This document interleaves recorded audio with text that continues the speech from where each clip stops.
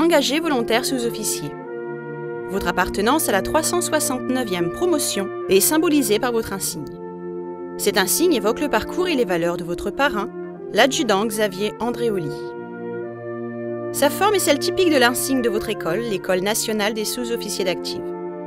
Le glaive représente votre formation de sous-officier. Le fond noir et rouge est aux couleurs de l'arme d'appartenance de l'adjudant Andréoli, l'arme du génie.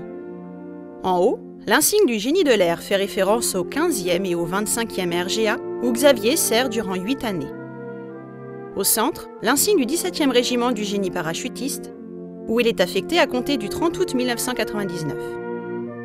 Au-dessus, le brevet militaire intervention sur munitions et explosifs, qu'il obtient le 30 juin 2000.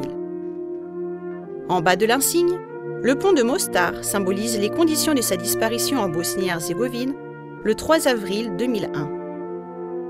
La croix de la valeur militaire orne le côté droit de l'insigne, le ruban de la médaille militaire le côté gauche. Le nom de votre parrain, adjudant Andréoli, venant s'y inscrire en capitale noire.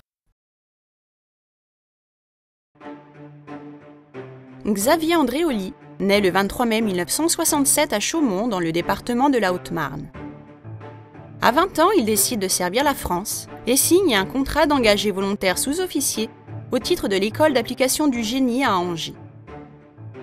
Nommé caporal-chef le 1er janvier 1988, il est affecté au 15e régiment du génie de l'air à Toul, où il réussit avec brio son certificat technique du premier degré, revêtement route aérodrome.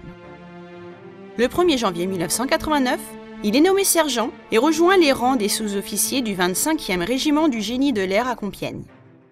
Il s'impose avec assurance et détermination sur tous les chantiers d'infrastructure qui lui sont confiés. En janvier 1991, il part pour 6 mois en Polynésie française, sur l'atoll de Hao, afin d'y assurer des travaux de réfection des aires aéronautiques dans des conditions climatiques difficiles. Son chef de corps lui adresse à cette occasion sa première lettre de félicitations. Promu sergent-chef le 1er octobre 1993, il se voit confier en 1995 la direction d'un détachement pour des travaux sur la base aérienne 107 de Villacoublay. Il reçoit une nouvelle lettre de félicitations de la part du commandant de la base, saluant ainsi son haut niveau de compétence et sa conscience professionnelle remarquable. Sous-officier complet, il passe ses brevets dans les spécialités reconnaissance des terrains sommaires et zones de largage à très faible hauteur, neutralisation, enlèvement et destruction des explosifs, et obtient le brevet militaire professionnel du 2e degré, travaux publics, infrastructure, air. À l'été 1996, il est muté au 1er régiment du service militaire adapté de Fort-de-France. Sa droiture, sa disponibilité et son autorité incontestée font de lui un cadre précieux pour le régiment. Il se distingue de nouveau par son courage et son dévouement sans limite.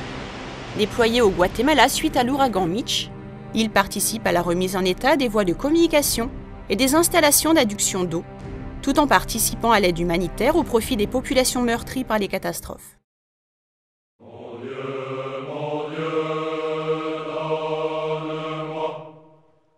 Le 30 août 1999, Xavier est muté au 17e régiment du génie parachutiste à Montauban. Breveté parachutiste le 8 septembre, il est promu adjudant le 1er octobre. Sous-officier traitant au sein du bureau Opération Instruction et spécialiste NEDEX, il démontre d'emblée sa soif de compétences, son professionnalisme et ses grandes qualités humaines. Il réussit en l'an 2000 son brevet militaire NEDEX dans la spécialité Intervention sur munitions et explosifs et obtient la qualification MINEX 3. Le 18 janvier 2001, Xavier rejoint l'ex-Yougoslavie comme sous-officier NEDEX au sein d'une équipe EOD du groupement tactique français.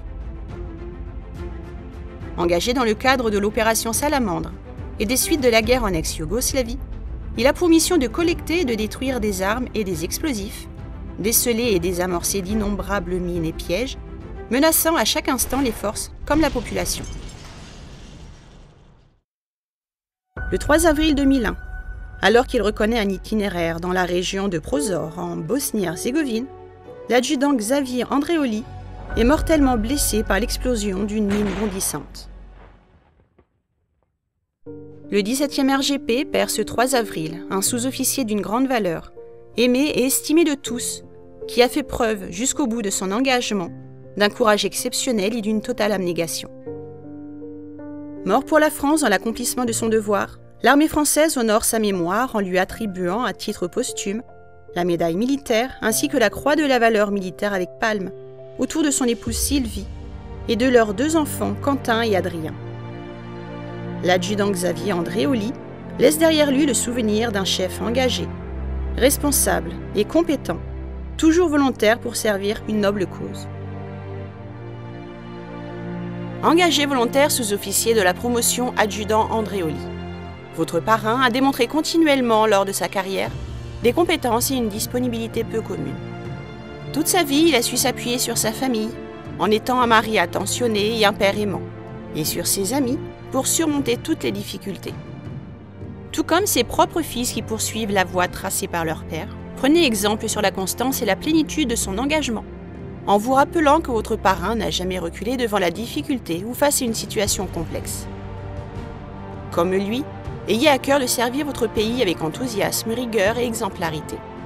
Suivez le chemin qu'il vous laisse en héritage.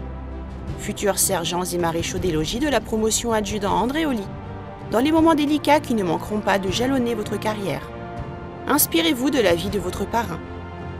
Qu'elle vous permette de triompher de toutes les difficultés qui attendent tout jeune chef.